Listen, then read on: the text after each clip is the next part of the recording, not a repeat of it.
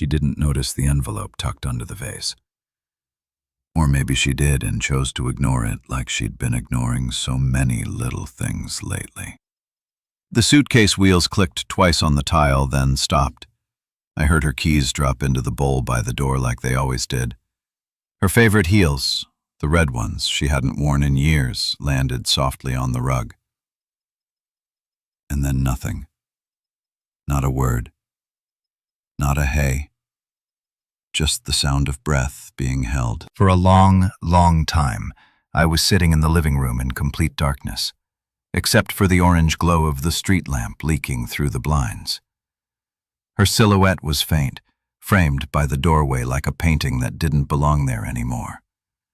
She didn't expect me to be home. I wasn't supposed to be home. I was supposed to be at my brother's cabin helping him replace his water heater. That was the plan. I even packed the truck, said goodbye Friday morning, left like a ghost, but instead I came back quietly. 2 hours after she left for her girls' weekend, it wasn't suspicion. It was instinct, the kind you don't argue with, even when you want to. She told me they were heading to Lake Menorah, some rented lodge, champagne, dancing, a little chaos, as she put it with a wink. She said Crystal wanted to make the most of her last single weekend, and Mallory couldn't miss it. I said, of course, like any husband who trusts his wife should. But then came the silence and the stillness and the dark. It was now Sunday, just past 6 o'clock in the morning. She stood there, keys still swinging in the bowl, trying to decide if she should turn on the light or turn around. She chose neither. Instead, she asked softly, so softly I almost missed it. "How long have you been sitting there?"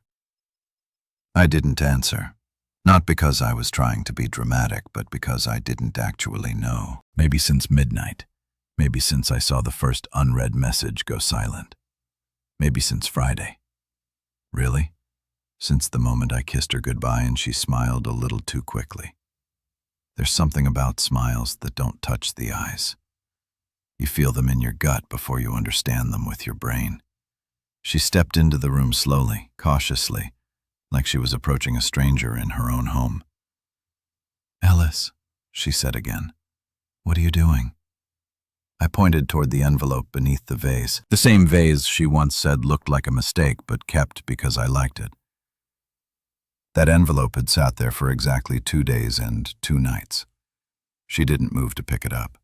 "It's not a letter," I finally said. My voice cracked from disuse. "It's not some big dramatic speech or whatever you're imagining." She stayed quiet. "It's just a receipt that got her attention." She blinked, stepped forward and reached for it, hesitated, then finally lifted the envelope like it might burn her fingers. She opened it. She read it, and then the world tilted. I saw her throat tighten. I saw her lips part. I saw her pupils shift left to right like she couldn't believe what she was reading. And then she looked up at me, not with fear, not even with guilt, but with something worse. Shock. Because in that moment she realized what I'd seen, what I'd heard, and what I knew. The receipt wasn't from a store. It wasn't from some restaurant by the lake or a gift shop filled with cheesy Bachelorette memorabilia. It was a printed invoice, plain, cold, impersonal, from a boutique hotel 30 meters away from where she told me she was going. A room for 2. 2 nights, 1 king bed, paid in advance. The timestamp made my chest seize up when I saw it the first time. Friday night, 7:41 p.m. Less than 3 hours after she kissed me goodbye, she checked in with someone else. While I was still replaying her goodbye in my head, wondering whether to text her goodnight or give her space, she was somewhere else, with someone else. She held the paper like it had teeth. Her voice, when it finally broke the silence, was thin and trembling. "Why were you even? How did you? Why would you?" I didn't say a word. I just looked at her, and that was worse than yelling. That was worse than accusing, because she had to fill the silence herself, and all her excuses were tangled before they even made it to her lips. "It's not what you think," she whispered. I tilted my head. That phrase, it should have been banned from all human language. Nothing good ever followed. "It's not what you think." "So tell me what it is," I said. She folded the receipt like it might vanish if she made it small enough. But the truth doesn't shrink when you try to hide it. It just pulses harder in your chest. She sat down across from me, right on the edge of the armchair, like she couldn't decide if she wanted to stay or run. We were supposed to be at the lake.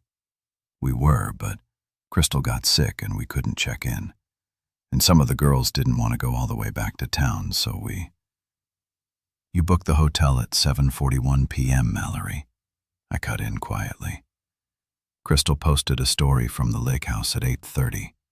I saw it. She looked fine." Her mouth moved again, but nothing came out. And then I saw it. The moment her expression changed. When she realized I wasn't just guessing, I knew I'd driven there, not to the hotel. Not at first. I went to the lake house she claimed to be at, parked 2 blocks away like some insecure creep, and watched as a group of women arrived, laughing and carrying champagne. Mallory wasn't with them. I waited 30 minutes, an hour, nothing. So I followed my gut, opened her laptop, the one she forgot to log out of, and found the booking confirmation email tucked neatly into her events folder. I stared at the reservation, and stared harder at the name listed under the second guest. I didn't recognize it. Travis. No last name, just a first name, and a +1 checkbox. So I drove. I parked 2 buildings down.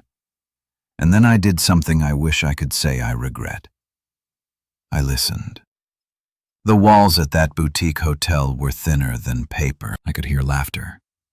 A man's laugh. A woman's gasp, her voice, her laugh, her silence, her everything. I sat there in the hallway outside their room like a forgotten suitcase and listened to pieces of the life I thought was mine being unzipped, rearranged, tossed aside. It wasn't loud. It wasn't obscene. It was just soft, familiar, private, intimate. And that hurt more than anything else. Now, sitting across from her, I could still hear echoes of that night. Not in my ears, in my chest. She reached out for my hand, but I pulled it back like it was burned. Her fingers hovered in the air, then fell. "You weren't supposed to know," she said, and her voice cracked, but it didn't break. "I didn't know for a long time," I murmured. "That's the part that's eating me alive." I stood up slowly, walked to the kitchen. The teacup she always used, chipped on the rim, shaped like a tulip, sat in the sink, still wet. She must have washed it before she left. I stared at it for a long second, then turned back around. "Do you love him?" Her eyes went wide, her lips parted, and then, "God help me." She hesitated. Even a second of hesitation was too long. I nodded. No drama, no explosion. Just the weight of knowing that hesitation would echo longer than any confession. "I didn't mean for it to happen," she said, her voice breaking now, real tears finally climbing the edges of her lashes. I got lost." And maybe she did. Maybe we both did. Maybe comfort turned into quiet, and quiet turned into distance. And distance made room for someone who wasn't me. But I was done guessing. I was done analyzing. I was done sitting in the dark, hoping her silence meant something innocent. She looked at me, finally asking the question I knew was coming. "So, what now?" And I gave her the only answer I had left. I guess that depends on how honest you're willing to be for once. She didn't answer right away. Mallory just sat there wrapped in her own silence, as if she could somehow bargain with the moment. Like, if she waited long enough, the questions would expire or dissolve. But silence isn't a retreat. It's a weapon, and I had been cut by it long enough. When she finally did speak, it came out in pieces, like broken glass spilling across the floor. "I met him at the gym," she said. Her voice was so low I had to strain to hear it. "About 6 months ago, maybe more. I didn't mean for anything to happen. I swear to God, Ellis, I didn't go looking for it." That line, that tired, overused line, I didn't go looking for it. Like affairs were potholes, something you fall into by accident, like they weren't decisions. A chain of choices made with full knowledge of what you're risking. My pulse was steady, but my jaw felt like it had been wired shut. "His name's Travis. He's a personal trainer. We started talking after a class. Just friendly stuff at first. He was easy to talk to, and then I started going more often, even when I didn't plan to. I didn't realize how much I missed being noticed. Being noticed. That line hit harder than I expected." She kept going. "He asked me to coffee once. I said no. Then again, I said no again. And then one day, I didn't say no. I just said I'd think about it. And then we sat at that awful little place off Main Street, the one with the peeling paint and no real menu. And he told me I laugh like someone who used to sing. I didn't know how to respond to that because I did remember her singing in the shower, in the car, in the kitchen while she danced with a spatula. And then one day the music stopped. I just didn't notice when. "I kept thinking I'd stop," she said, trembling. "That I'd tell him no. That I'd never let it get physical. And for a while I didn't. I swear to you, Ellis, it was just messages, flirty texts, voice notes, but not." I cut her off. "You shared things with him that you used to only share with me." She looked down. That was confirmation enough. I wasn't asking for the graphic details. I didn't need to know where or how many times or what she said to him. I knew enough. I had heard her voice through the wall. Soft, familiar, intimate. She didn't have to say the words. I already knew what she sounded like when she gave someone else the parts of her that were supposed to be mine. "I didn't love him," she said suddenly, desperately. "It wasn't about that. I was just bored. I felt invisible. You were always so quiet lately, and every time I tried to talk to you, you looked tired or distracted or like you wanted to be somewhere else." That was the first time she looked me in the eye that morning. "Did you?" she asked. "Want to be somewhere else?" I didn't answer. I didn't need to. Because the truth was, I had been somewhere else for a long time. Not physically, not with someone else, but emotionally, mentally. I had been buried in routines. Work, bills, groceries, weekend errands. I thought if I just kept the machine running, she'd be fine riding in it with me. I never stopped to ask whether she was still awake inside the ride. And now here we were, the engine still running, the windows fogged, and both of us pretending we hadn't already reached the end of the road. She wiped her eyes. I didn't plan to take it this far. But when the Bachelorette weekend came up, it felt like an easy lie, a clean excuse. I told myself it would be one last time that I'd come home, look you in the eye and choose you again. Honestly, I thought maybe you'd never find out. That last sentence lodged in my chest like a nail. "So, you were willing to keep choosing me as long as I stayed in the dark?" I asked. my voice barely above a whisper. She didn't answer. That was all the answer I needed. I leaned against the kitchen counter, suddenly too exhausted to stand on my own 2 feet. I looked at her. Really looked at her. And for a moment, I didn't recognize the woman in front of me. Not because she was a monster, but because she was human, flawed, hurting, selfish, just like me. But something had been taken from me, something I wasn't sure I'd ever get back. Trust, not just in her, but in my own judgment. Because I had believed her. Every night she came home late, every story she told, every sleepy kiss goodnight, I believe. Because I wanted to. Because believing hurt less than doubting. Until now. She walked toward me slowly as if approaching a child she didn't want to scare off. Her hands trembled, but her voice was steady. "What do you want me to do, Ellis? Tell me what you want, and I'll do it." And for the first time I realized something terrifying.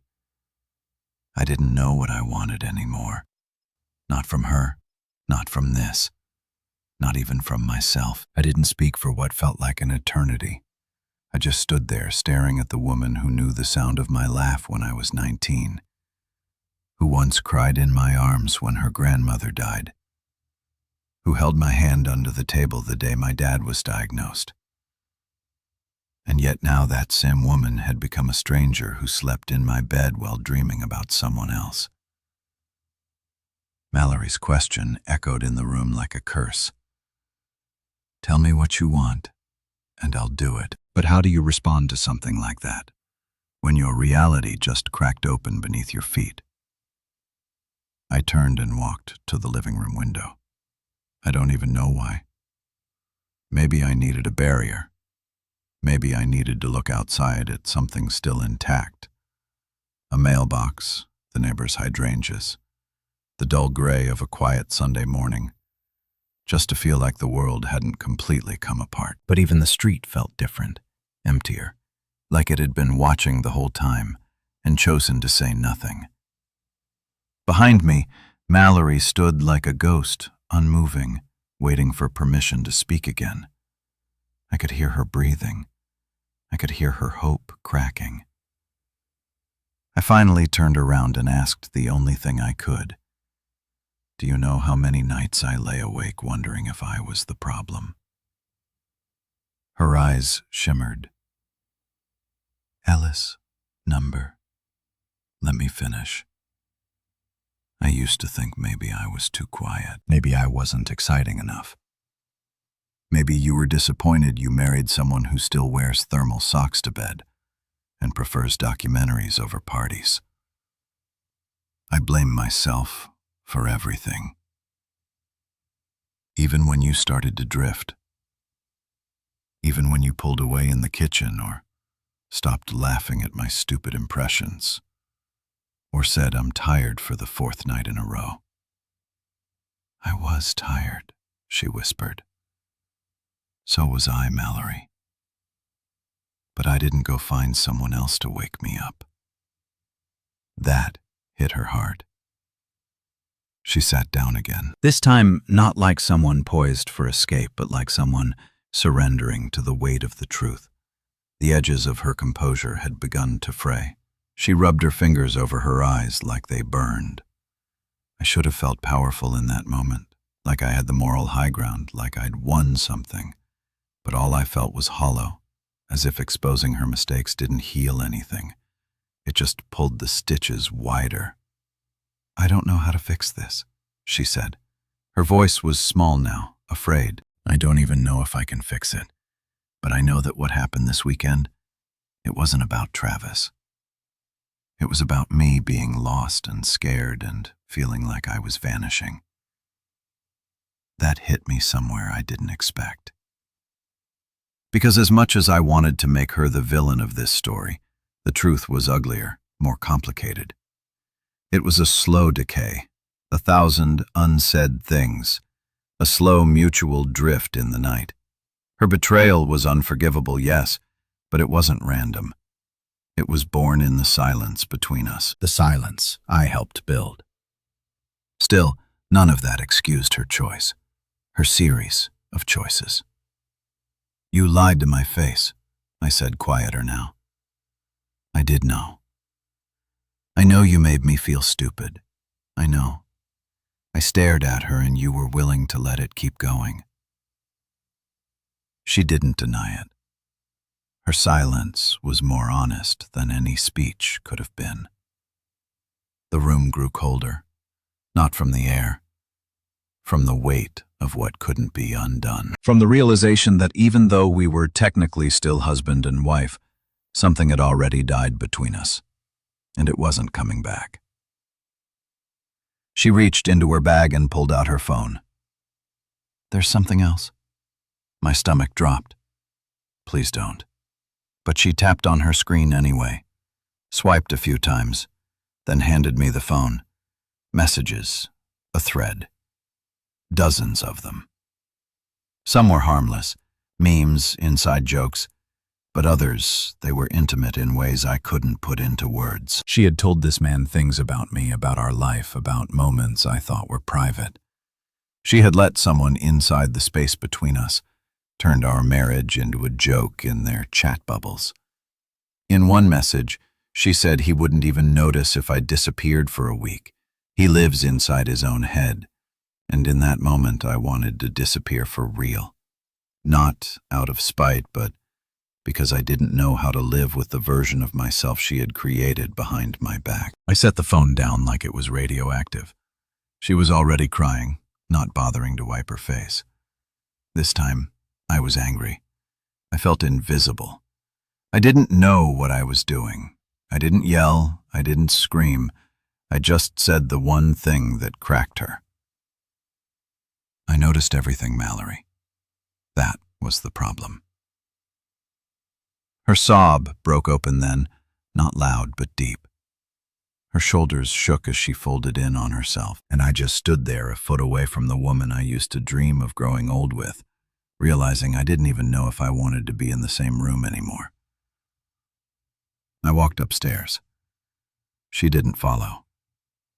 And for the first time in 10 years, we fell asleep in separate rooms under the same roof, with miles between us. I didn't sleep, not really. I lay on top of the bed in the guest room, fully clothed, staring at the ceiling fan spinning slow like the hands of a broken clock. Every now and then I'd close my eyes only to open them again minutes later with that same egg still pressing against my ribs. That deep, unfamiliar hurt that feels less like heartbreak and more like a kind of grieving. I wasn't just grieving her betrayal. I was grieving the version of us that no longer existed.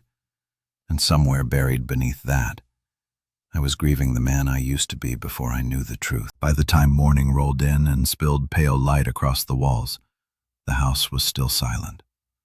I listened for her footsteps, movement, anything, but heard nothing. It was like we were trapped in the aftermath of a storm neither of us could speak about yet. I stayed upstairs for another hour, hoping she'd leave. She didn't. Eventually, I got up, brushed my teeth like I was rehearsing a normal life. The mirror reflected someone I didn't recognize. My face pale, jaw tight, eyes read not from tears but from all the ones I refused to shed. I told myself I was holding it together, but the truth was I was unraveling in slow motion. When I finally went downstairs, she was sitting at the kitchen table, still in the same clothes from the night before, her fingers wrapped around a mug of cold coffee. Her eyes followed me, but she didn't speak, didn't plead, didn't try to pretend. And for that, I was grateful. I wasn't ready for another performance. "I need air," I said, grabbing my coat. "Don't wait up." I drove aimlessly for almost 2 hours. I didn't know where I was going until I ended up parked in front of the gym. Her gym.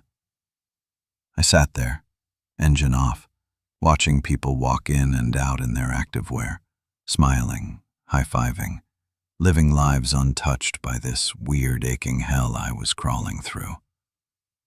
I wasn't sure what I was doing there. I wasn't even planning to go inside, but I did. I told the girl at the desk I had a membership inquiry. She smiled politely, offered a tour. I accepted, barely listening. But halfway through, I excused myself to use the restroom, and instead walked straight into the hallway lined with lockers.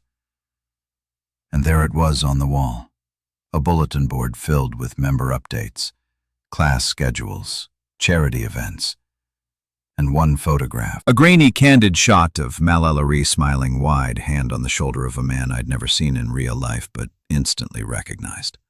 Travis. He was tall, fit, tattooed, the kind of guy who looked like he'd never had to try to be noticed. They looked comfortable, familiar, and in that photo, my wife looked younger, lighter, like someone I used to know. I didn't take the photo down. I didn't cause a scene. I just stared until my eyes blurred, then walked out, heart pounding, palms sweating. On the drive home, I felt something new bubbling beneath my skin. Not rage, not jealousy. Something uglier. Shame. Shame that I had let this happen without seeing it. That I'd ignored the signs. That I was still somehow holding out hope she'd explain it all away and make me believe in us again. When I got home, she was gone. For a brief moment, relief washed over me until I realized her shoes were still by the door, her purse still on the counter. Then I heard movement upstairs. I followed the sound. Mallory was in our bedroom, sitting on the floor of her closet, surrounded by old boxes, photo albums, letters, the leftover pieces of our history. She looked up at me with tear-streaked cheeks and said, "I didn't know what to do. I thought maybe if I remembered who we were, it would make sense again." I didn't speak. She picked up a worn envelope and held it out to me. I recognized it immediately. The letter I wrote her the night before our wedding. I hadn't seen it in years. It was still sealed. "You never read it?" I asked, stunned. She shook her head, whispering. I was scared. I thought if I read it and it wasn't perfect, it would ruin the magic. That was when something broke in me, because I had poured everything into that letter. Every doubt, every fear, every hope I had about building a life together. I had put it all on the page and given it to her, believing she'd hold it close, and she never even opened it. She'd been chasing magic while I'd been chasing truth. I took the envelope, opened it myself, and read it aloud. It didn't fix anything, but as the words filled the room for the first time, I watched her shatter. And for the first time since she walked through that door at sunrise, I let myself cry. After I finished reading the letter, every last raw, trembling word I'd written by hand 10 years ago with a shaking pen and a full heart, the silence that followed wasn't just quiet. It was final. Mallory sat motionless, knees drawn to her chest, lips parted slightly like she wanted to say something but had no idea where to start. She looked older somehow, or maybe I was just seeing her clearly for the first time. Not as my wife, not as the person I built my life around, but as someone who had become a passenger in the same story I was trying so hard to drive. I placed the letter back in the envelope and set it beside her on the floor. Her fingers twitched like she wanted to grab it, hug it, do something meaningful with it, but she didn't. And I wasn't going to hand it to her again. I meant every word back then, I said, my voice low. But I don't know what any of it means now. She nodded faintly, then looked away. I stood there for a moment longer, watching her shrink into the memory of who she used to be. And then I walked out of the closet, out of the bedroom, out of the house. I didn't even put on shoes. I just walked until the air hit my face and I could breathe without it tasting like betrayal. The neighborhood was asleep. It was that strange time of evening where the world feels paused, just before the porch lights start clicking on, and after the last lawn mowers go quiet. I sat down on the curb in front of our house, arms on my knees, staring at nothing. And then my phone buzzed. At first I ignored it, assuming it was another message from her. More explanations, more unraveling. But when it buzzed again, I pulled it out and glanced at the screen. It was an unknown number followed by a voicemail. And something in me, I don't know what, told me to listen. I put the phone to my ear, pressed play, and everything in my body froze. It was him, Travis. I didn't recognize the voice at first. It was casual, warm, cocky, even until he said her name. "Hey, Mal. Hope your weekend's been everything you needed. Last night was wild, huh? Still can't believe you said that about your husband. I mean, I get it. The guy sounds like a walking nap, but damn, you didn't hold back." I paused the message, stomach lurching. My thumb hovered over delete. Every bone in my body screaming at me to stop, to erase it, to not let it infect me, but I pressed play again. "I'll swing by your place Tuesday after my shift. Let's not wait too long this time. And hey, maybe next time leave the ring at home." Seeing it on the dresser kind of killed the vibe. Later, beautiful. The message ended. The phone slipped from my hand and landed on the grass. I stared straight ahead, not breathing. Everything I had tried to convince myself of, every justification she gave, every apology, every teardrop, melted into something darker. She had lied again. Even now, after everything, she had still left cracks wide enough for him to walk through. She hadn't cut him off. She had just paused him. I picked up the phone slowly and replayed the message again. Every word burned. "The guy sounds like a walking nap." That line hit deeper than anything else, not because it was cruel, though it was, but because it was familiar. I'd said it about myself in my worst moments. And she must have laughed. She must have agreed, or worse, she must have added more. This wasn't a mistake anymore. This was a pattern. She wasn't just lost. She had already left. The body was still here, the voice, the tearful apologies, but the version of her who loved me, who chose me, it was gone. And the fact that she was still pretending to reach for something she'd already let go of made it worse. I walked back into the house quietly. Her eyes met mine from across the living room. She'd come downstairs clutching that unopened envelope again like a relic. She looked like she'd been crying again, but this time I felt nothing. "Ellis?" she asked, her voice hopeful, brittle. I tossed the phone on the table in front of her. "Play the voicemail." She didn't move. I stepped closer. "You said it ended. You told me it was over. Ellis, I play it." She picked up the phone. I could see her face drain as she recognized the number. Her thumb trembled, and then the room filled with Travis's voice again. And this time I watched her listen to it. All of it. I watched her shoulders stiffen when he said, "Wild." I saw her eyes close when he called me a nap. I saw the way she curled in on herself when he mentioned her ring. When it ended, she didn't say anything. She just put the phone down and folded her hands like a child about to be scolded. "Why was that still happening?" I asked. She shook her head, eyes full of panic. "I didn't know he'd call. I didn't. I swear, Ellis. I told him it was over.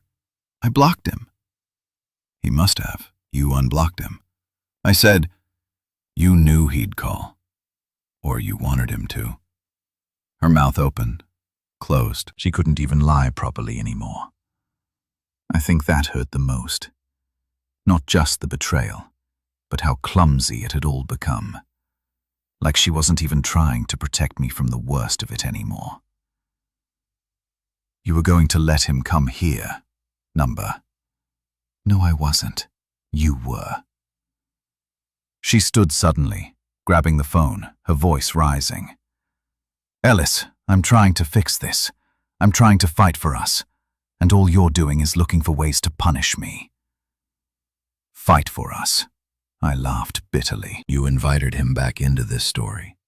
You lied to my face and then handed him the keys to everything we built." Her face twisted. She didn't even try to respond. She just sat down, exhaled sharply, and said, "So what now? Are you just going to leave me? Walk away? Throw it all in the trash?" And for the first time in this entire mess, I didn't hesitate. "No," I said. "I'm going to do something worse." She flinched. "What does that mean?"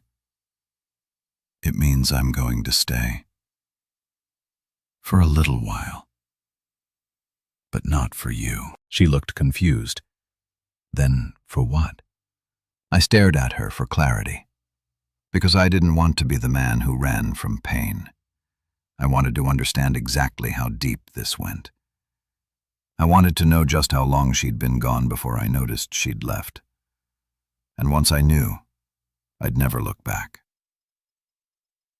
The next few days were a kind of silence I'd never known before.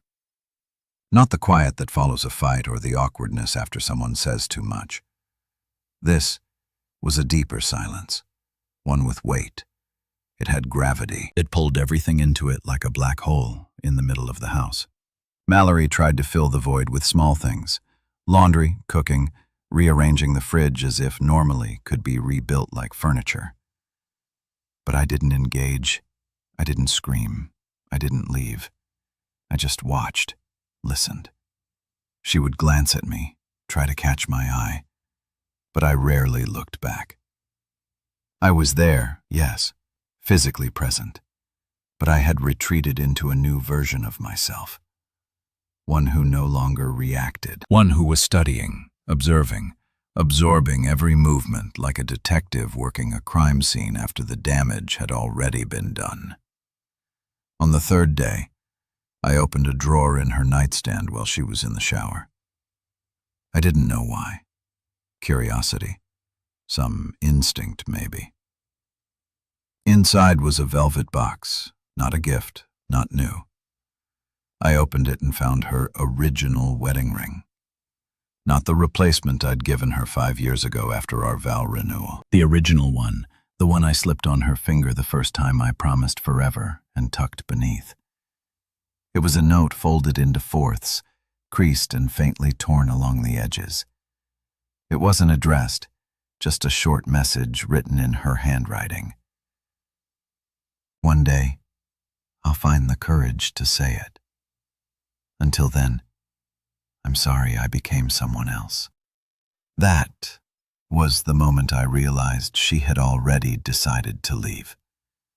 Emotionally, spiritually, maybe even logistically, but something had stopped her. Maybe guilt, maybe fear, maybe the messiness of walking away from a marriage built on 10 years of shared passwords, shared routines, shared groceries, and in-jokes.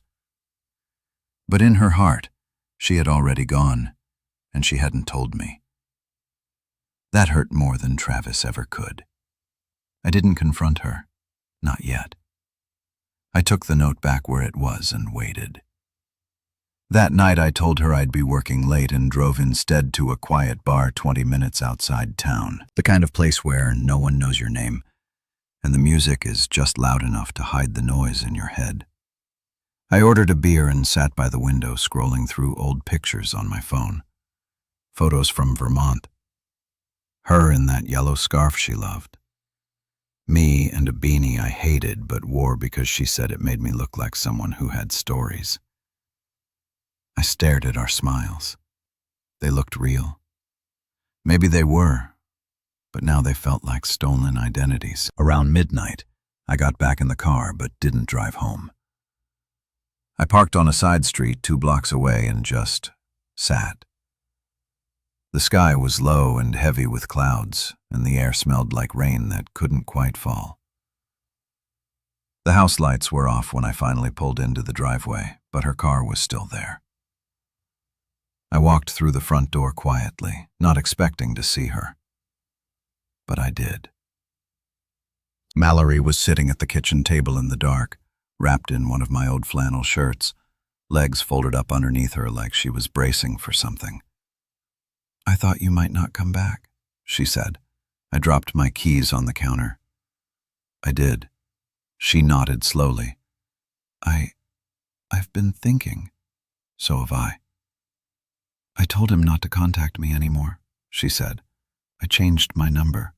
I even deleted the chat backups." I didn't respond. I went back to the hotel. I told the manager I'd left something there. I asked for the surveillance footage. I don't know why.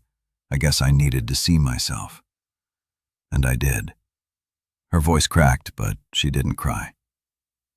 I watched myself walk into that lobby smiling.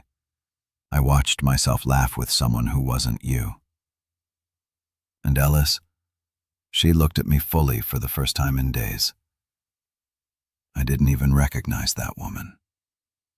I leaned against the counter, arms crossed, watching her carefully. "I used to think you were too quiet, too boring, too predictable," she whispered. "But now I see you were steady, you were kind. You were the one thing in my life that didn't shift when everything else did. And I resented you for it because I thought chaos meant passion." I swallowed hard. She continued. "I was wrong. I see that now. But I don't know if that truth even matters anymore."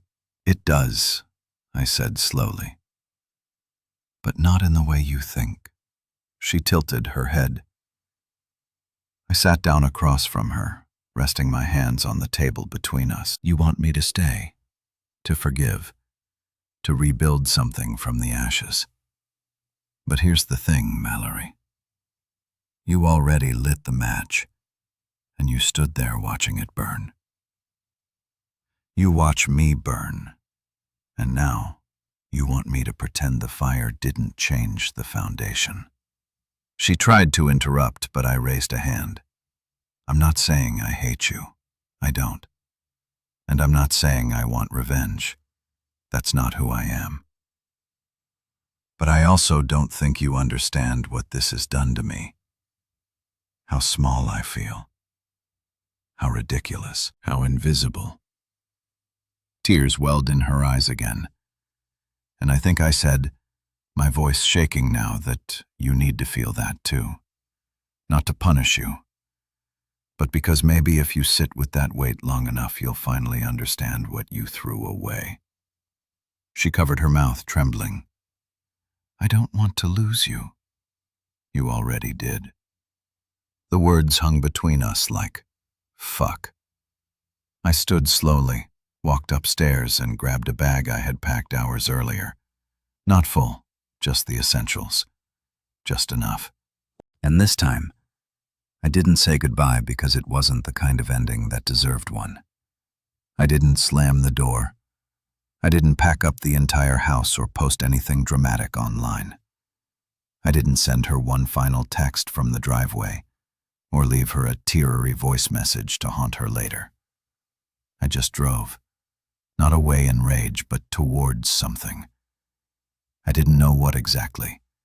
Maybe clarity, maybe peace, maybe just the sound of my own thoughts without her voice echoing through them. The sun was rising by the time I reached the cabin, my brother's place, empty this time of year.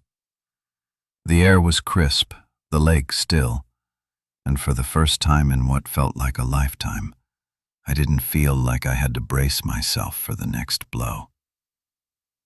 I sat on the porch steps with a cup of coffee and just breathed. And that's when I felt it. Not relief, not joy. Something simpler. Stillness.